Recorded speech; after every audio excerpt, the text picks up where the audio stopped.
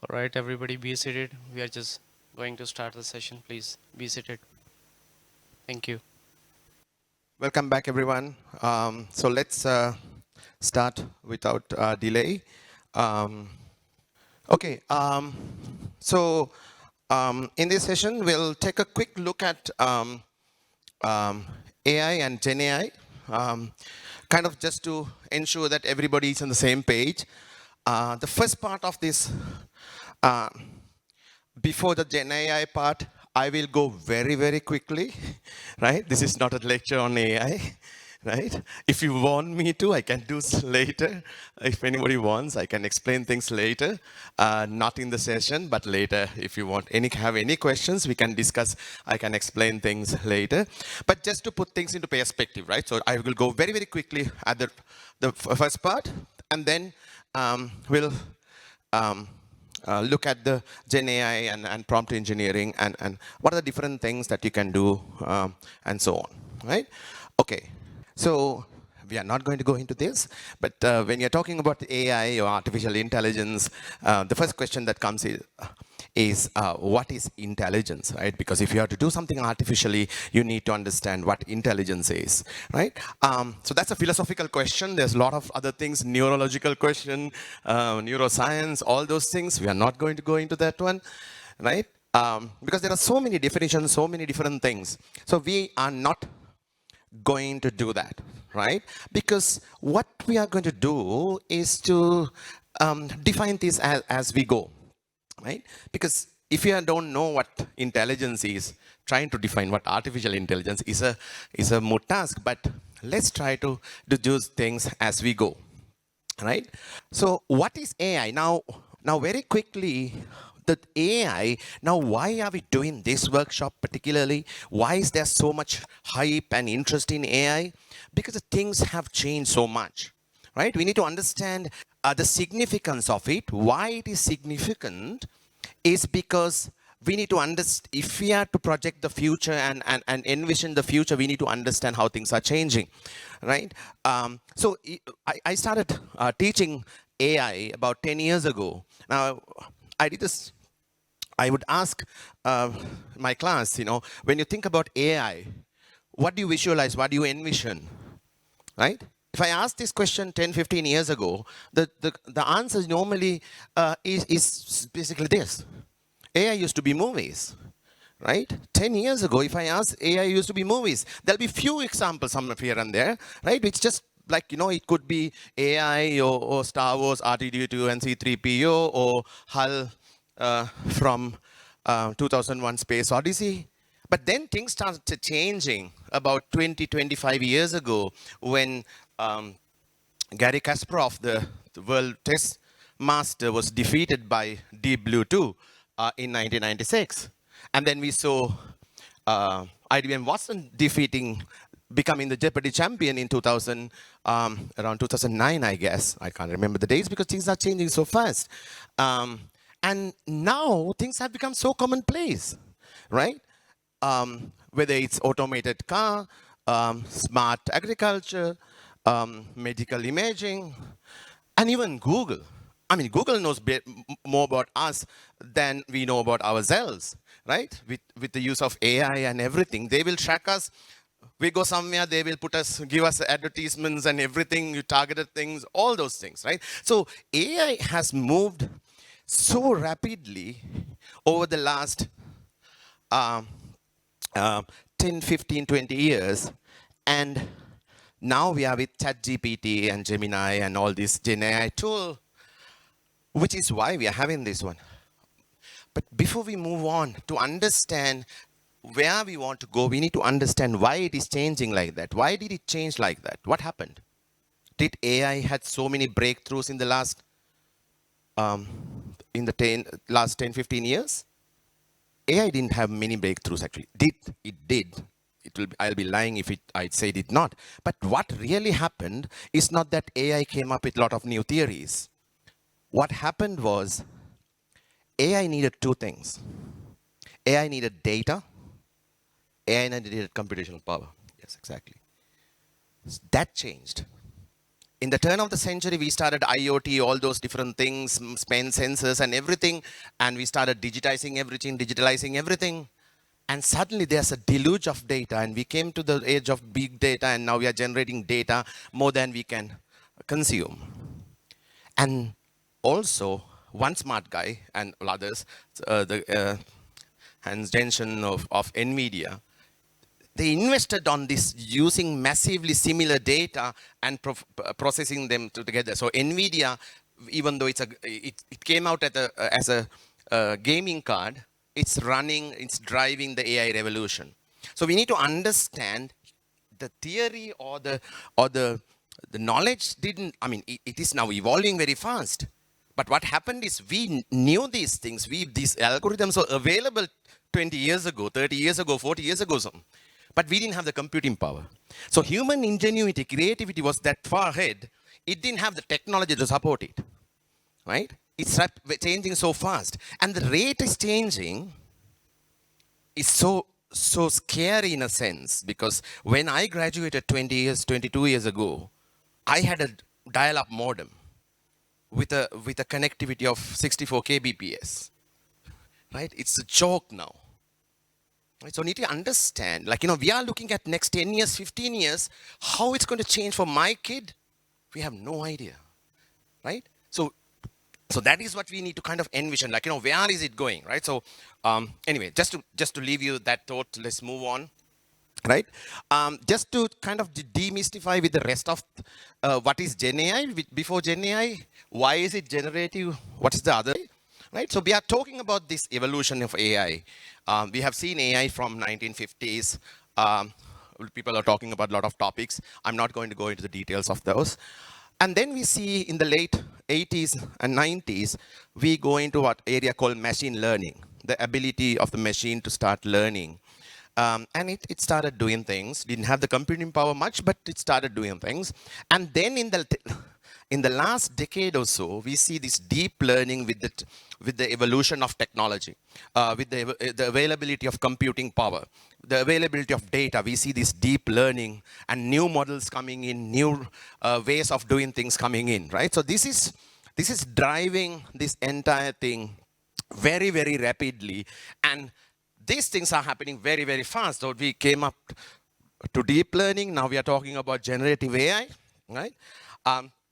If we don't, as I said, if necessary, we can have a discussion about this one, but this is evolving very, very fast. These are all fields inside of each other, right? Becoming very, very specific as we go, right?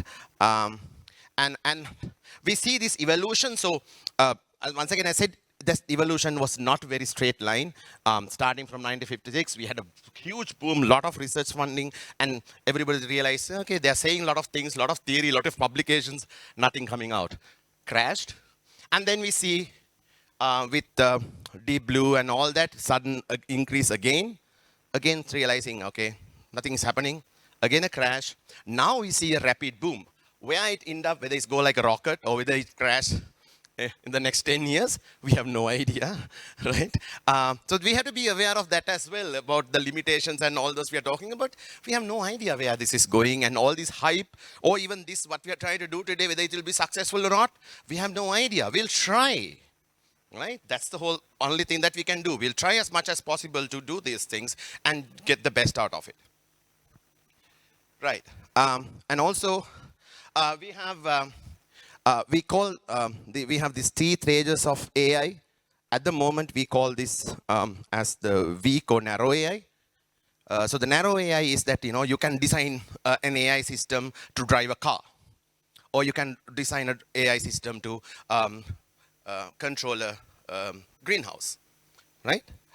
Or scan the resumes and identify whom to call for interviews. So we call this narrow AI or weak AI, basically for one particular task. So they can't do everything. So that is already done. Jobs enhanced. So this is what we are trying to do as well, using AI to enhance the operations of NREN. That's a weak AI or a narrow AI, just for one particular task, right?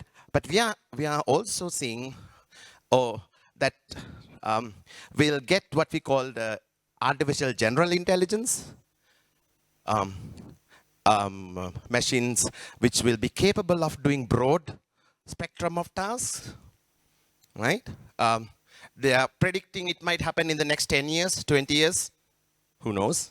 We have no idea. But they're predicting it will happen. And then what is called artificial superintelligence, that machines that will be smarter than us or humans in every way possible or many ways as possible. Whether humanity will be at risk at that time, whether all these problems and all this coming in, we don't know. Right? Nobody can predict. But we need to be aware of these things, what is meant by this humanity as risk, even that we will look at, right? So just a quick glance of that. And looking at components of AI, these are things that you have probably heard. Machine learning, of course, you have heard, or at least I mentioned previously. Natural language processing. How many of you have heard what natural language processing or NLP? What is meant by NLP? Natural language. What is meant by natural language processing? Yes. Why? Because what is the other side of it? Computer languages, formal languages, very easy to do. Natural languages, very complex, right? For computers to understand exactly. I mean, if you include, let's say, for even speech recognition. So if I say, for an example, if I say ice cream, yes, ice cream could be the eating one or the screaming one. It could be both. It could be either of them. How do you know which one is which? By the context. Because human language is very, very complex. It's based on the context. It's based on the nuances, all those things, right? Even dialects. Like even within the same country, what you say will be very different. So it's a very, very different, what they say, right? If your wife says, go ahead, never do it, right? That's what they say, right? So computer will not know that, right? Yeah, right? So it's a challenge, right? But computer won't know. Go ahead means do it. Husband also don't know. Yes, exactly. I have learned hard way. Anyway, so this is natural language processing. Computer vision. Computer vision is actually now far superior to human vision, right? Doing all those things. Robotics has been there for a long time. So that's basically pretty much the breakdown of it. Machine learning is something that everybody talks about. So let's just take a quick look at it and move on to the rest. Machine learning, when people talk about this makes it very, very complex. People think this is a very huge task. Yes, the underlying stuff for the computer engineers, computer science is yes.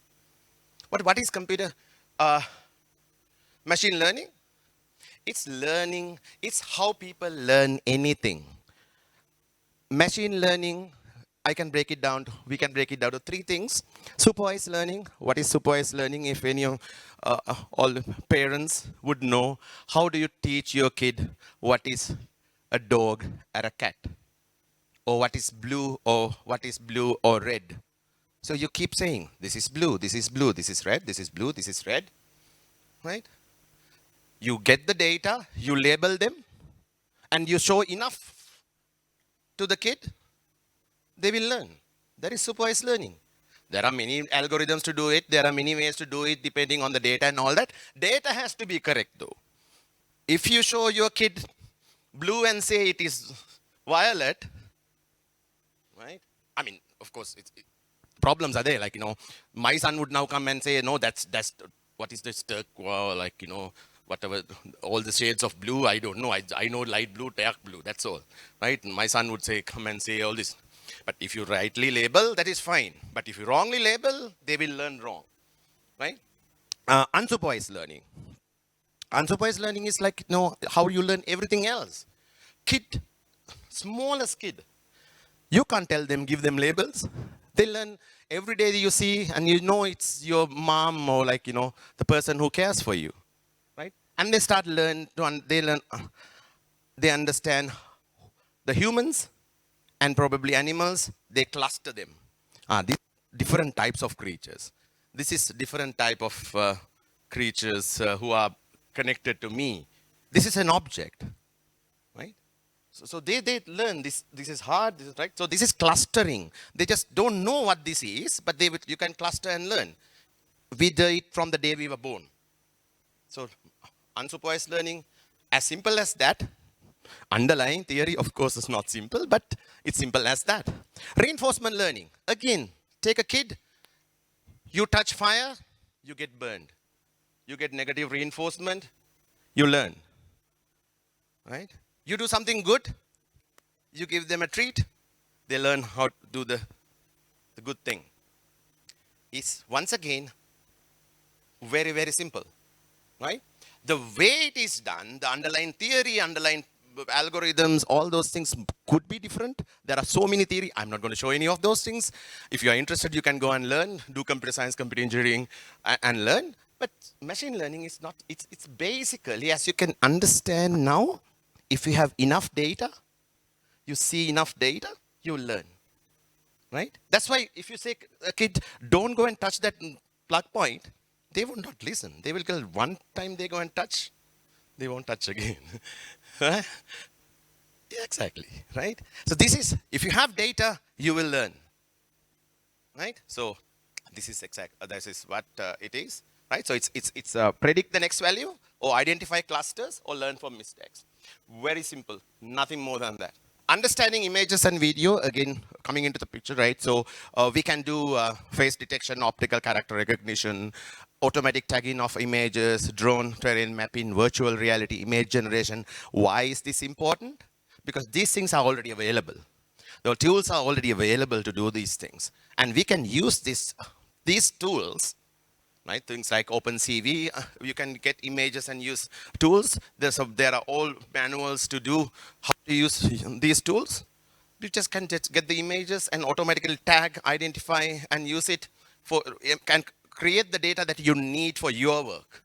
So you don't have to worry about how it is done, because that is done for you by other people. Image generation, which is actually generative AI's part, right?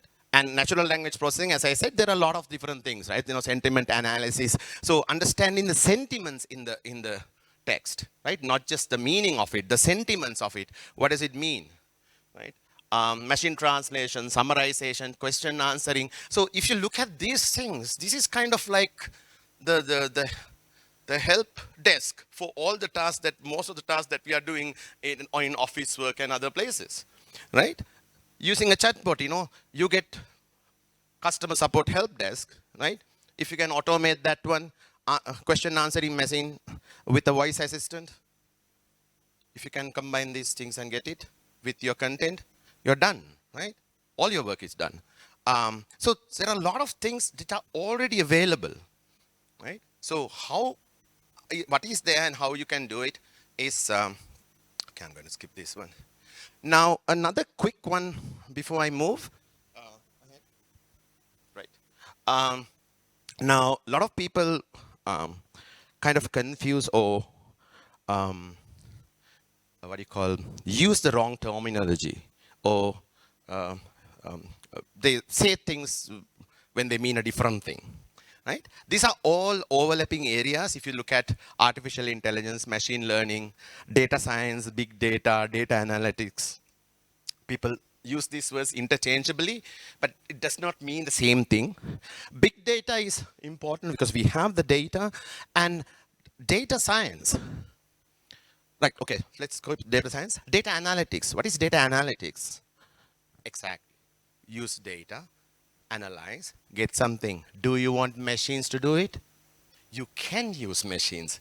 But data analytics we did for centuries or millennia. People use information and deduce things, came up with things. Pythagoras and all those, they did the data analytics, right? You can do it, right? You don't need machines for data analytics. Like, it's statistics and data, right? It has been there for generations, I mean centuries, right? So data analytics is not the same as data science. Data science, you need both the statistics as well as the machines, right? Data science is not machine learning. I'll quickly explain later, right? But they have a huge overlap. It's not to say this one is different from the other. There's a huge overlap, but there are separations as well. We'll try to quickly understand, because when you're trying to do the things, like, you know, you look at what you are doing, right? And you want to automate them, you want to streamline them. You need to understand what do I really want to do, right? So let's quickly look at it. Before moving on to that one, we need to understand this one. This is why we are doing this workshop, and what we expect from this workshop. We have the computer science IT knowledge, and you put it into maths and statistics, it's machine learning, right? I can do machine learning all the time. I get data, I put computer science theory into it, I can do machine learning all the time, right? A lot of people do that. A lot of people publish like that way. But if you want to solve a problem in any domain, whether it's agriculture, whether it's airline industry, whether it's in NRENs, you need to have the domain knowledge, right? So if I want to go and have AI solution, a machine learning solution, or GenAI solution for medicine, I need to have doctors here. A lot of times, computer people, IT people think. So that question that you asked, is it for IT people? Absolutely not. It's not for IT people at all, right? We need the domain experts to come in. If only the domain experts come in, we will be able to solve the problems in those domains, right? We need to understand the problems, underlying problems, and how the data works.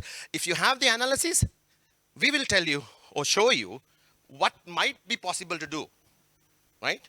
And we can bring in people to help you to develop those things, right? So that is the whole idea, right? We are not going to tell you, like, no, this is what you're going to do and how you can do it, because I don't know.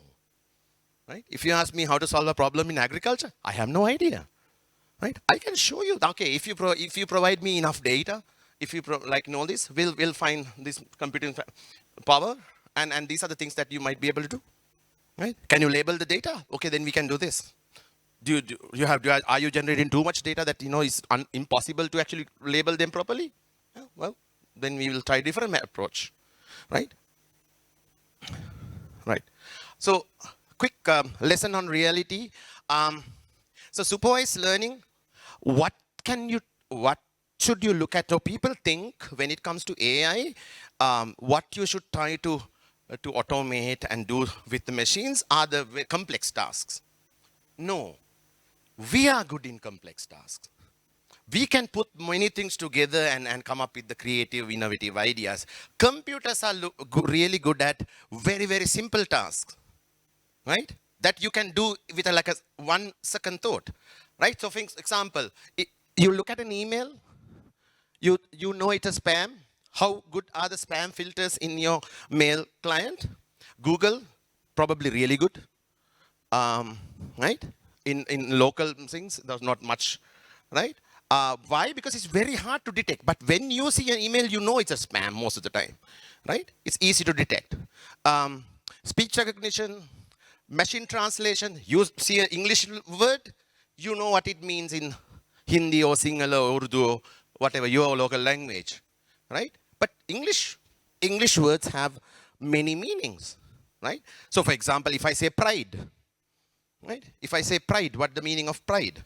Yeah, it's a feeling like, you've been proud and all that, right? That's one of the meanings of pride.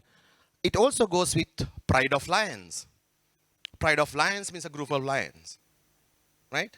Same as school of fish, right? So pride has, so if you take English words, any language, you have multiple meanings. You have primary meaning, secondary meaning, tertiary meaning, and so on, right? So like, teaching that to a machine is not straightforward, but you can do it, right? Because it's like when you see school of fish, it's not a new school that is open for a school fish, right? It's a group, right? So we can do that, right? So all these things, like looking at any defective things and realizing that it is faulty. So all these things very easy for us to do. If it's very easy for us to do, we can train the machines to do it quickly as well, right? So what can you do to machine to learn? Learning a simple concept, lots of data available. So this is to move forward from here, you need to understand this part, right? If you have to automate things, if you have to streamline things, it has to be a simple concept. You can't do complex things. You can connect combine so many simple concepts and make a complex thing. But you can't train something to do a complex thing straight away, right? You can have to break it down to simple tasks. One task at a time, one simple task at a time. You have enough data and you can train it, right? So that is that next important thing to try to understand. Now let's think about, for example, one of the things that we were looking at at Learn, simple procurement process. Procurement process, you buy things to this one, you have to make a request, identify the specifications, identify the buyers, the vendors, send out the tenders, get the tenders, evaluate them, one task at a time. If you can break it down to each task, then you can automate it. You have to understand each step, which is very simple to do. No? Evaluating the bids. You look at the specifications, you look at the prices, evaluate. Done. Right? So this, breaking down the task to simple task is the most important thing when you're trying to use AI and GenAI in your automation, streamlining tasks, right? And you need to have a lot of data. You can just, I'll explain what it means, right? So self-driving car, right? So this is self-driving car, which is happening. So there's a vehicle in front of you. You see enough images. You input a lot of images. It will learn to identify what a vehicle is, right? After a while, it will learn how to detect the speed as well, right? And these are some pictures from Sri Lankan police. You might not know, or you might realize this. These three hand gestures, which looks almost identical, are three different things. If I can ask Tuan, what does it mean? This one means stop, right? This one means, first one means stop. Stop. This one says, go to this side and stop. This one, please turn and go. Looks almost similar, but means three different things. This is not going to help us to train anything, right? It will confuse. So this is the importance. So if it's unique and have enough data, we can train, right? Similarly, let's say extra diagnosis. If you have 10,000 labeled images of pneumonia, the machines would probably, we had a similar recent project of detecting oral cancer. If you have enough images, you can learn it. But if you take a medical textbooks, there are like 10 images maximum in a textbook. Doctors will learn from it because their teachers will tell you what exactly to look at and all that. They will learn. But you can't train algorithm. Now, one of the key things I have to mention once again. I said earlier, importance of correct data, correct label data. So there's a classic example about 10 years ago. This machine learning. People were military was designing machine learning algorithms to detect enemy tanks, right? So they had images of enemy tanks and images without enemy tanks so that you can identify enemy tanks, right? Tested, working well with the thousands or hundreds of thousands of images they had. And then they put it into the field and it failed spectacularly. I was like, what's wrong? What went wrong? Now, what they realized is that the pictures of the tanks were taken when it was bright sunlight. And the pictures when there was no tank was taken when it was cloudy. And the machine doesn't know there's a tank or not. It will just look at the images, analyze, and learn from the data. It's just numbers to the computer, right? You will see it. And if you show a kid, tank, not tank, tank, not tank, the kid will figure it out. Kid will not see the light and the darkness. But the machine will only see numbers. So it learned sunlight, tank, dark, not tank, right? So it's importance of data, right? So it's so my message from that one is you will fail, and you will have pitfalls along the way, because the most important criteria for all this automation AI is having proper data. That will take time, especially in our countries. I don't know how it is in Pakistan or your countries. In Sri Lanka, we don't have data available at all, right? Even the data available are not that good at all, right? Digitization and digitalization are still happening in stages. So if the data is not good, will fail. It does not mean AI is bad, or the automation or streamlining doesn't work. It just means that the data is not good. If garbage in, garbage out, right? Simple as that, right? Right. So once again, two different tasks about machine learning and data science. Data science, machine learning is learning to do things, right? So you get enough, you see enough of doing, and you train how to do it. Data science is just looking at data and coming up with insights, hypotheses, and all that. Not huge difference, but where significant difference as well. What is that? Is that you get the machine to do something, right? You get the machine to do something versus you just look at the data and just wait on the side. Two entirely different things. So definitely before you go to machine learning and get the machine to do it, you have to do the data science part first, right? Because you need to know that you are working with real data, good data, and what side of insight it has, right? You need to know when the vehicle is moving, you don't train it and just put it into the road and see whether it can detect a kid running across the road. First, you have to see, whether they can identify kids running across the road. Then you can put it into the practice, right? So anyway, I'll go skip the examples. I'll share the slides for anybody interested, right?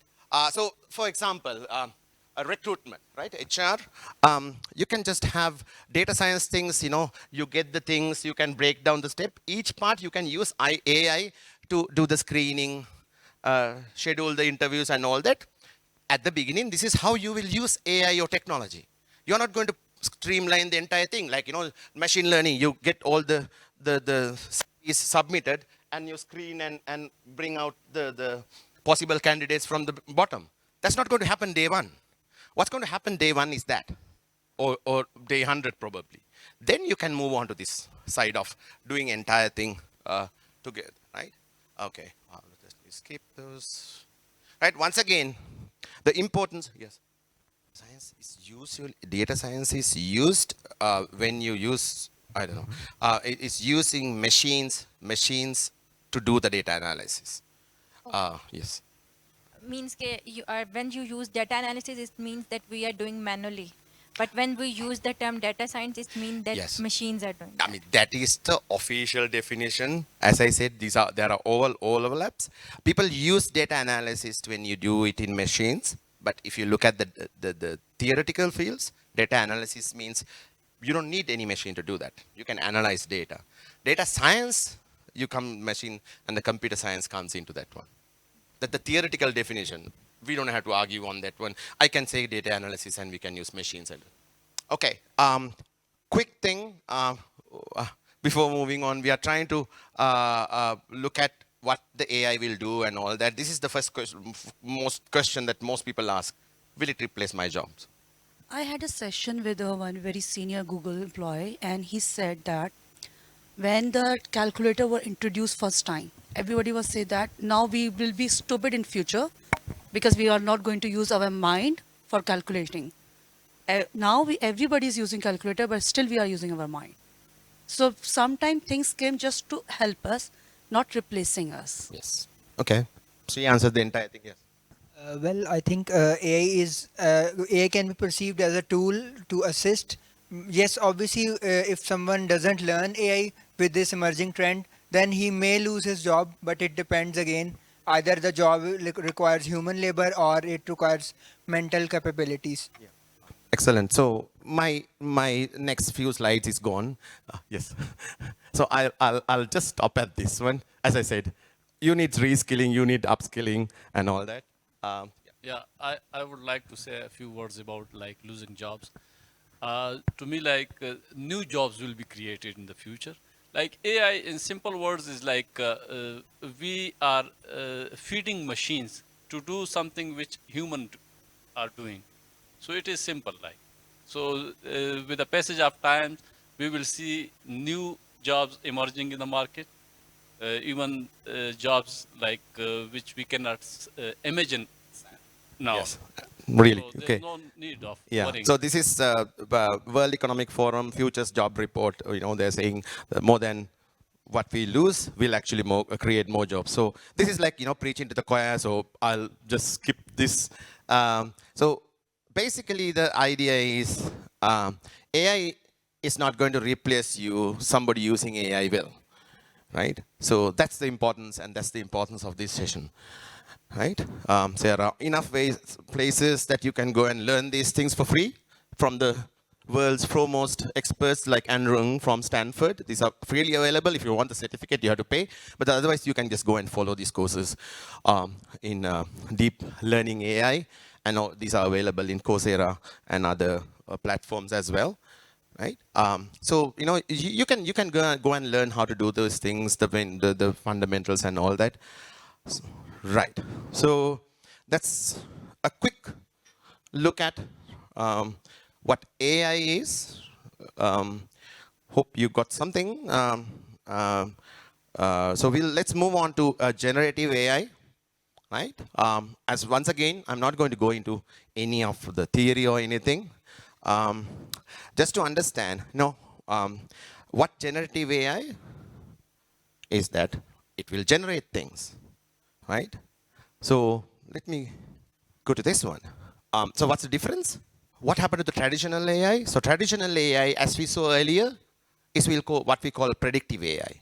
You look at things that happened, you look at the patterns and all that, you just learn to do it the same way, right? Same way, no difference at all. So you learn how to how something is done. So spam, no spam, and all that. Then you will learn with the prediction. Okay, this is similar to previous one. Then then it is has to be something similar, right? So it's a predictive AI. Based on the previous data, you predict what this next one might be, right? Generative AI is learning from all the data and coming up something entirely new. Okay, generate something entirely new. But I mean, this is the question that a lot of people ask. So is it really entirely new? Exactly, right? So I have a crowd which like really know the stuff. Then my job is done. Maybe we'll just cancel and go for lunch. No, it's like so right. It's creating like because I didn't create Sinhala language or English language. So I like as the slogan in Google Scholar goes, we stand on the shoulder of giants, whoever that went before us. So everything that went beyond before us, we will learn from them, and we'll do new things, right? That's the human ingenuity, right? That is what makes humans different from animals as well, right? We can aspire to new things, we can hope for new things, and we can do new things, right? So that's the difference. So can we get the machine to do that, right? For how long, how much, for how much extent, we don't know. But at the moment, we are doing fewer things, right? We have generative AI creating new context, like content, like text, images, music, etc. So large language models, LLMs, are the ones dealing with text. So ChatGPT or GPT and Llama, Lambda, all those things are examples of those large language models, which are the basis of ChatGPT, Gemini, Claude 2, and so on. Right? So they have text-based generation. So GPT is a specific form of that large language model. But those are not the only GenAI. We have generative adversarial networks, which are used for images, diffusion models, which are again for images. So we have different models. We don't have to worry about this theory, right? It's not important at all. Because these models are there, these generative tools are there. We can just use them and see what it does, right? Why bother about, how many of you have, I don't know, how many of you have opened the bonnet and see what's inside the hood in the car? If you even look at, do you know what's going on? Even I am from engineering, I don't know, right? I don't care. I know only thing is that, I push the accelerator, it moves. I push the brake, it stops. Good enough for me, right? So this is what we are going to do. Look at what happens when you push, push. Very good question. Excellent question. Should we be like drivers? So there's a difference. Now, for anybody who's driving a car, right? So any normal driver, you will just drive and you see those drivers, majority of them. If you understand the little bit of the dynamics, aerodynamics, and the understeers and oversteers that is there in the cars, then you'll learn to control your car better. Now, if you have watched the movie, what's the name of that movie? Niki Lauda and James Hunt. Anybody remember that movie? Can't remember the name of that movie. So it's Niki Lauda and James Hunt, Formula One race car movie that was from like the 70s. James Hunt won one time Formula One championship. Now, if you ask anybody any one of them, or Lewis Hamilton or Max Verstappen now, they understand the minute details of their engines. They understand the slightest bit of what will happen when they change. Like that's the difference between the top layer Formula One driver and the next level of Formula drivers. That's the difference between the next level of Formula One drivers and the race car drivers. That's the difference between the race car drivers and us, right? So if you learn how these things work, you will know how to get the maximum out of it. It doesn't mean you can't drive a car. So you can learn generative AI and AI and still do a lot of things without knowing anything how things happen. But if you learn little by little how the internals work, if I push this a little bit, what will happen? If I brake, if I accelerate and get my handbrake on, what will happen? You'll do a donut, right? So those things is the understanding the dynamics, right? So excellent question. So, but do you think Lewis Hamilton got in a car and learned about the internals first? No, he just got in a go-kart and start driving. And then you start learning about the internals, right? That should be our win. That gentleman's question first. What we do in our universities is first teach them all the theory and now put in a formula car and say, go and drive. They can crash, right? We should not do that. We'll start working, we'll start using, and then start learning about the internals little by little, right? So, what I said earlier, like what changed? This is what changed. Now, this is actually this image I generated from ChatGPT itself. The amount of data that we are using. So, latest GPT-4 it has 1.7 trillion data points, right? That is the amount of data that GPT-4 is using. So like 5 years ago, when these models came, BERT and the other models, they had about 340 million. Now we have 1.7 trillion. That was actually a few months ago, right? Not GPT 4.0. It's GPT-4, right? So it's changing rapidly. The amount of data that we are using to generate these things. One other thing, how far will this go? If you have known this Gartner hype cycle, every new technology trend, everything follows this Gartner hype cycle. So you can see all the new things. So everybody, like when they come in, they think, oh, this is going to be the next big thing. It'll have a big hype. Everybody is doing this. Even we are doing this now, right? So then you come to a kind of what you call a trough of disillusionment, where you realize it is not so rosy and not so good, and then come to the realization what's the real worth. So generative AI is somewhere there at the top, kind of really, really hyped now, whether it's crash and go that way, but it never goes to zero again, right? You will realize the real worth of it. Now this is an attempt to do that. What can we do with it? Right. Before moving on to the practical stuff, this one and the next session, the concerns that you, right, what you are working on. So Will, right? So ethical concerns. So what are the ethical concerns that you have, right? We'll come to this again later, right? But we are working with a lot of data and we are generating new things. So you have all of, I assume you have heard of this, the concerns or risk that we have, misinformation, right? It will generate just rubbish or use existing data specifically from sources that is published as rubbish, because we have enough data sources which are rubbish, right? So it might generate from those rubbish sources and come up with. This has hallucinations. What are hallucinations? Things that totally out of the blue, nothing in reality and all that. It can hallucinate, right? And you can. So if it doesn't make sense, you ask somebody some question, they come up with insane answer.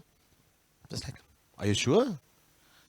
If that, I hope you have done it. If with ChatGPT you have not, if it comes up with answer that it doesn't seem good, just go and ask, are you sure? More often that it will say, okay, extremely sorry, I made a mistake, and give you a completely different answer, right? Yeah, exactly, right? So yeah, it does that, right? Right? And biased output. Now this is like if you like, what we need to understand. So this is one of the most important things about GenAI. That is why we want to create this this workshop and the content here, because if you go and ask you to create an image of a boy, it will give you a blonde-haired or a white person, definitely, right? Because that's the most of the images that they see. If you want it to look like Asian, like us, you have to specifically say make it South Asian or make it Asian, and then it will give you that output. So it's very easy to see in images. So go and do it in images and ask to create scenarios, and you will see it will create almost all the time. It will create Western background images, white people, white cities, and all that. If you want it to create things that relevant to you, you need to specifically say, create an image with South Asian looking people in Islamabad. Then it will show the streets and all that, the way it looks like, it should look like, right? So this is like, so you can do that. We'll look at that, right? So the other side of the problem is that privacy concerns. If you put your data, now say that you want to do this in Pern or in your system. If you put your confidential data, what will happen? Who will see this one? This inadvertently, not that Google or OpenAI is going to share this information. Will it come in somebody else's report? Right? Or something that is generated. So for example, Singapore is very, very specific about their data security. I think Pakistan is the same, right? So they are developing their own GenAI, because they are not going to put it into the public GenAI sources, right? So if you have those concerns, especially if you have the laws, if the laws are there, you have no way out.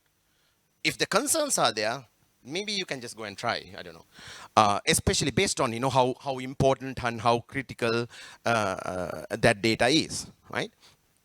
And privacy concerns. If you put your data, will somebody see it? Especially if you are developing Gen AI tools, for example, let's say health-related ones, right? Will somebody's information get out? Right? Because health information is highly confidential, right? Should not go out, right? Financial information. Can it go out? Because we don't know what's happening. That's the beauty of it, because GenAI, nobody knows what's happening, right? You generate it, you generate the models, you feed the data to it every time. So I mean, I assume you have done this thing. You go to ChatGPT, you go to Gemini, you ask a question. If you ask it 10 times, you get 10 different answers, right? Unless you're very, very specific, then you will start seeing like a similar answers. If you ask a very generic question, you start seeing answers which are very, very different each time you ask. Why? Because the model is such that it will go in different directions and give you different answers, right? So we need to understand, like when we have our own data and all that, where it comes up, where it pops up, we don't know, right? So we have to be aware of that one. And so these are all unintended, what do you call, errors and other things, right?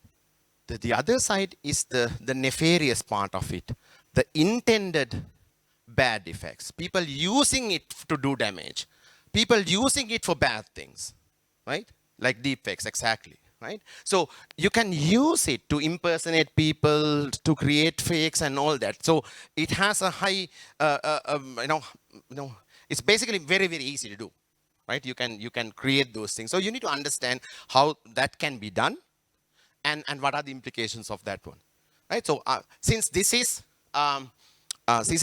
not a talk on the ethical principles, so we won't go into the details.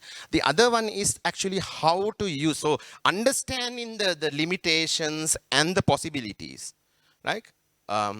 You need to look at how to use AI responsibly, right? To come up with the guidelines, come up with the policies, not to restrict, to use its potential, but to ensure that its harmful effects are mitigated.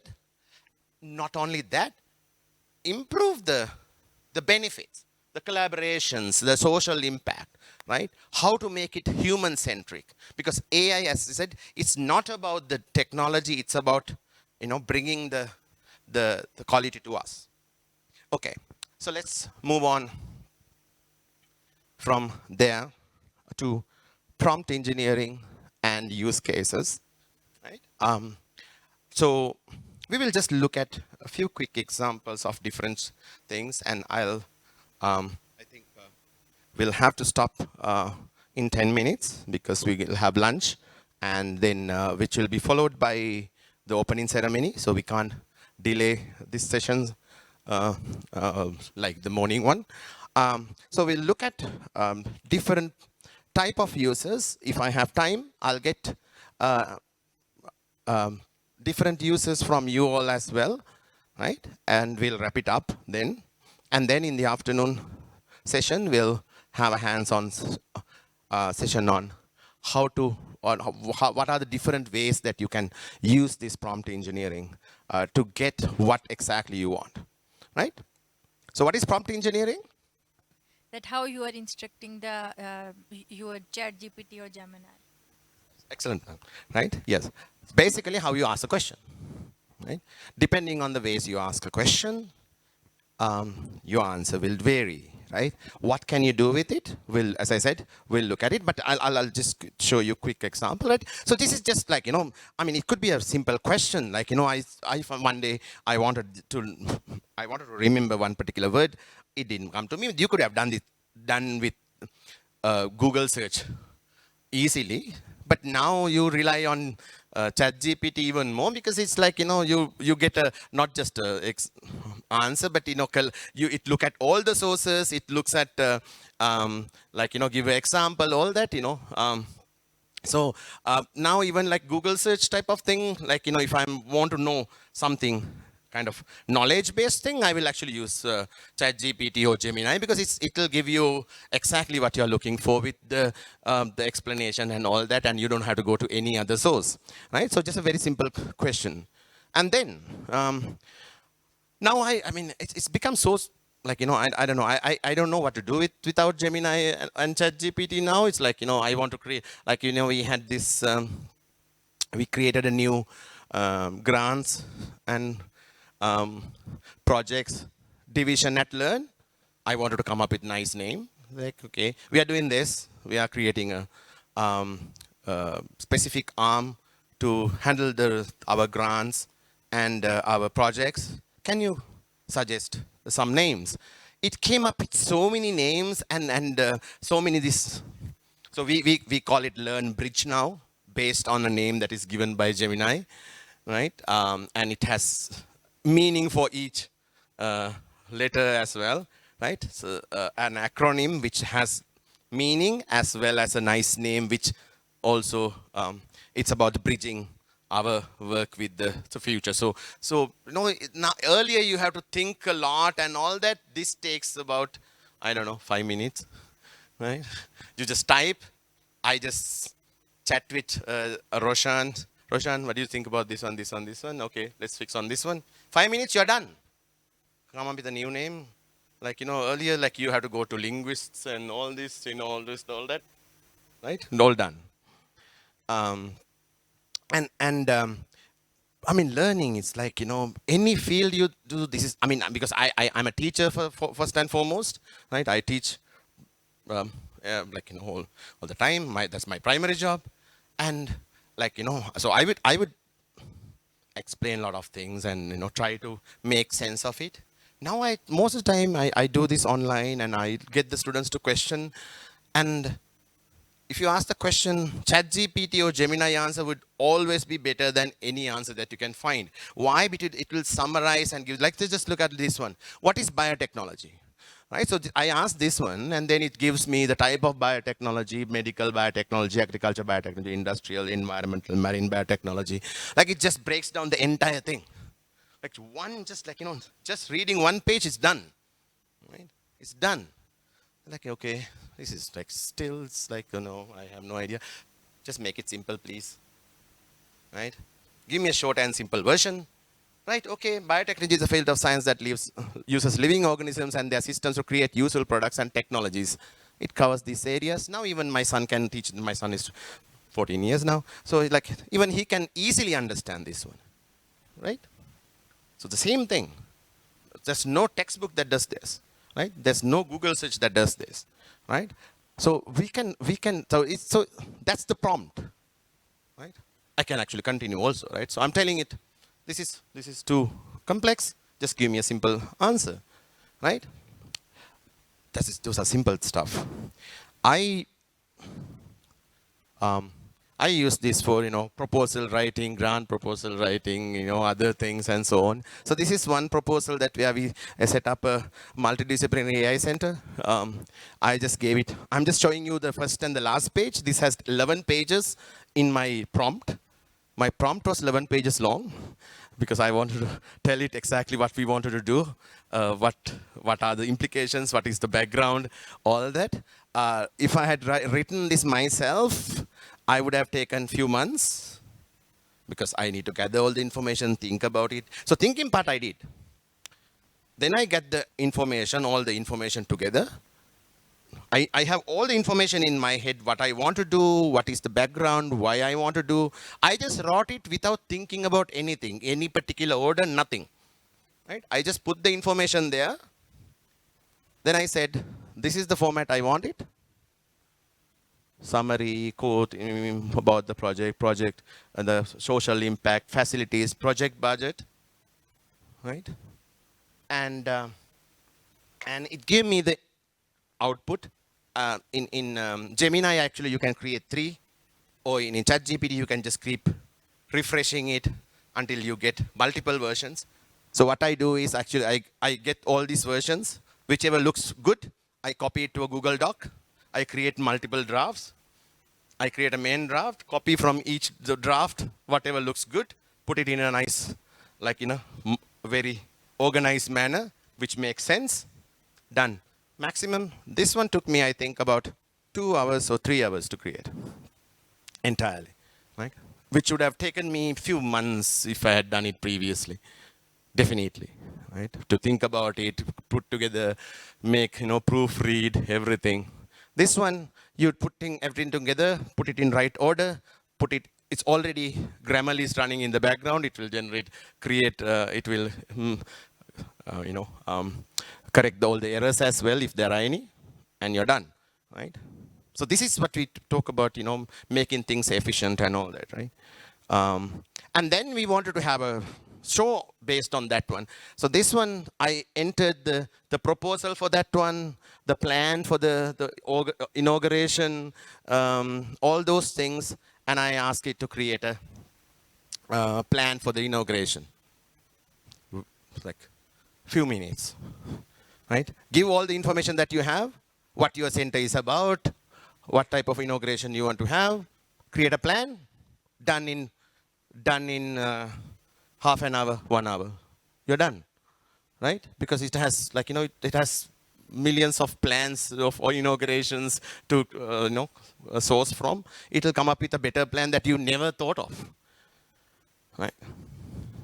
And, if you want to use it for learning, like there are different plugins. We can go into, we can look at these things later. There are different plugins. So this is a plugin that we use in tutoring, right? It will actually not give you the answer.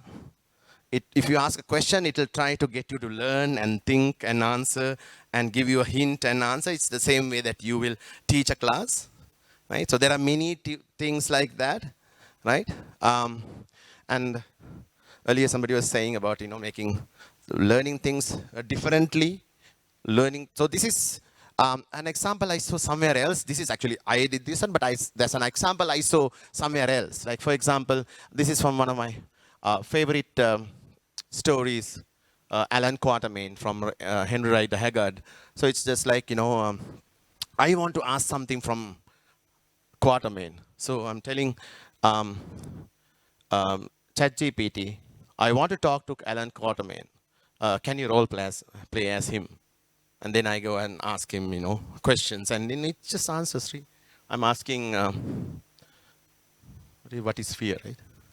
And then he's like, just answering like Alan Quatermain, which makes reading, and because it's very hard to get even my son to read now, because they have a lot of devices. But this makes, learning very interesting and different. And you can do different things with this one, right? Of course, you can use it for deepfake. You can get it to talk like, or write like some particular author or a particular person, how person talks, right? But you can use it for good things. You can use it for bad things as well.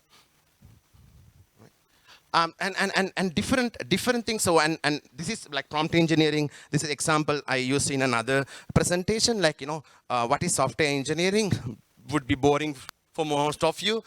Actually, if I look at that one, it's boring for me as well. Like, so what is software engineering? It goes into system design engineering principle. I was like, okay, boring. Can you make it a bit more exciting and fun? And then it goes on to say, okay, think about it like a modern day wizard. You have a wand and a code, and it goes on to tell you a fairy tale, actually. How the wizards are working, how the others are working. It's pretty interesting, actually, to read it. I'm not going to give you, but I can share the slides, right? And right, go on. I said to go on, and it goes into each bit of detail by explaining it like, how it works within the wizard world. So software engineering made so much fun, right? And you can do that. You can ask it to do it in an entirely different way. But this is what prompt engineering is about. You can ask it to do the things the way you want. That's like, yes, most of the language, almost all language.